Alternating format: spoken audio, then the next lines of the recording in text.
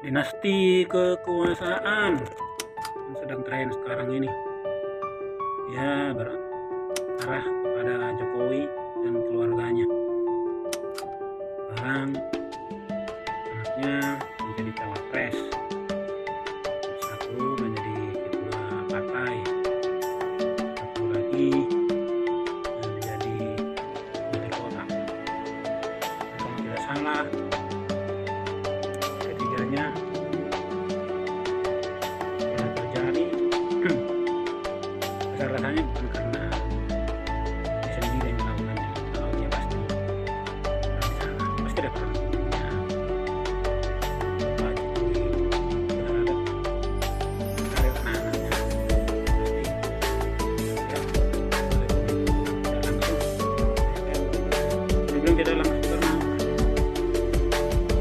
karena kan banyak juga yang punya mana caranya.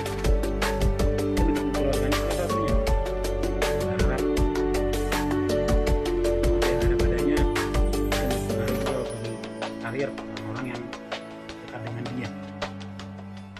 Belum tentu juga Bapak Jokowi yang punya andil besar memaksakan semua itu bisa terjadi. Itu yang pertama. Yang kedua, anaknya menjadi wali kota, mantunya juga menjadi wali kota, memang melalui partai. Tapi kan tetap aja dipilih oleh rakyat. Rakyat memilih. Dan rakyat nggak bisa diatur, kan harus pilih siapa.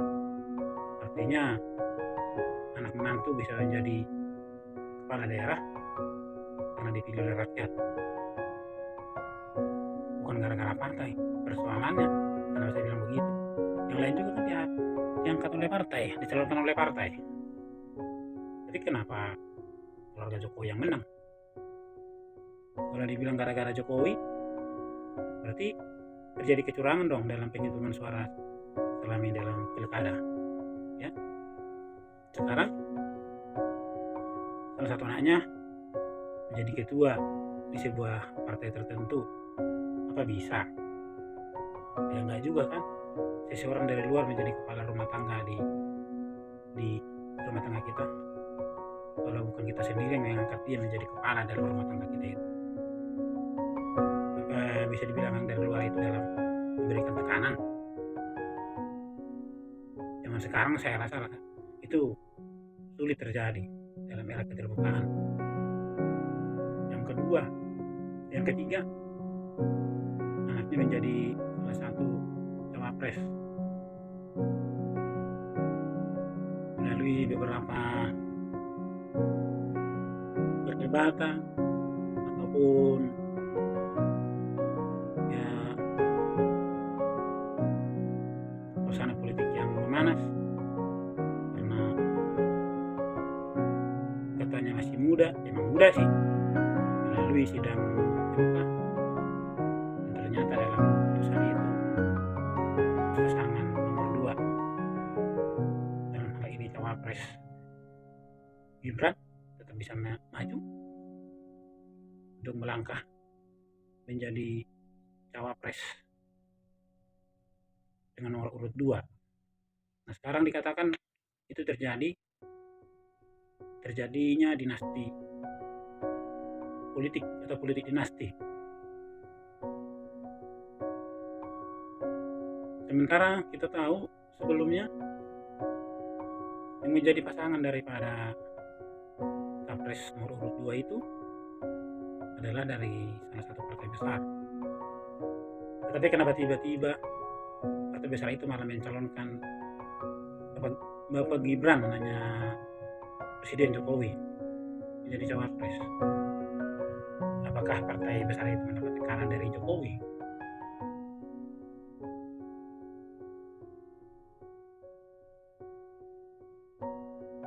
Walaupun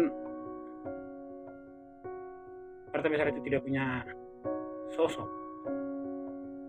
tapi nggak mungkin juga kan dari partai yang besar itu tidak ada sosok untuk menjadi cawapres ataupun capres, dan malah mereka sempat mencalonkan itu partai tersebut menjadi cawapres. Tiba-tiba bangkit atau maju atau dicalonkan Gibran Rakabumi menjadi cawapres. Apa yang terjadi? Apakah ini juga disebut dinasti politik atau politik dinasti?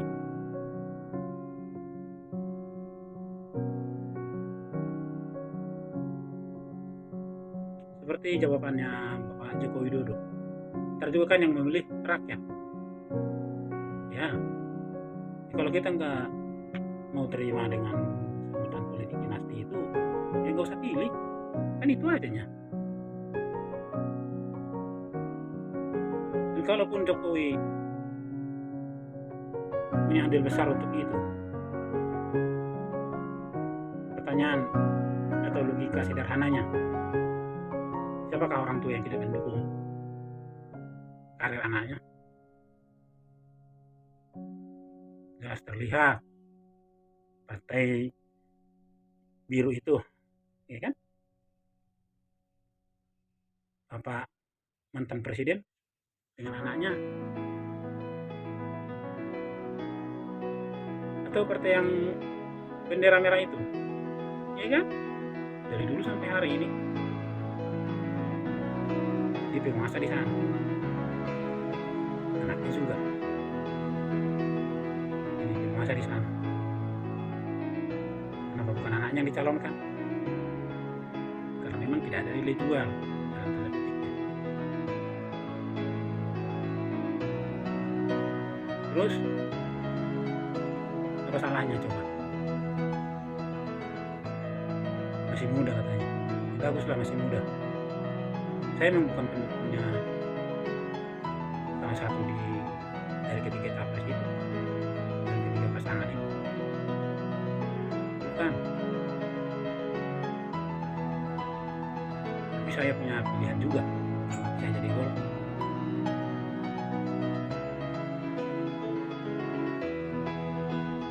Jadi tolong, kalau kita suka sama seseorang, kita suka sama yang satu, janganlah menjelekkan yang lain.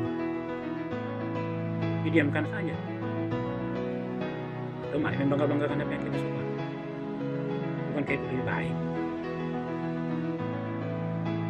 Kalau dari sisi zaman sekarang, bagaimana cara memviralkan? Gimana kita dukung apa yang kita suka? Dengan cara menekan, menghina, atau apapun itu yang menjelekkan lawan. Yang viral bukan kita, yang viral lawan itu. Makin ditekan, makin didukung. Lihat aja lah sekarang elektabilitas siapa yang paling tinggi. Jadi adalah kita berpolitik sehat. Dan nanti setelah pilpres selesai, kita mulai untuk berbaur kembali, kali pun tidak lihat. Salam Indonesia.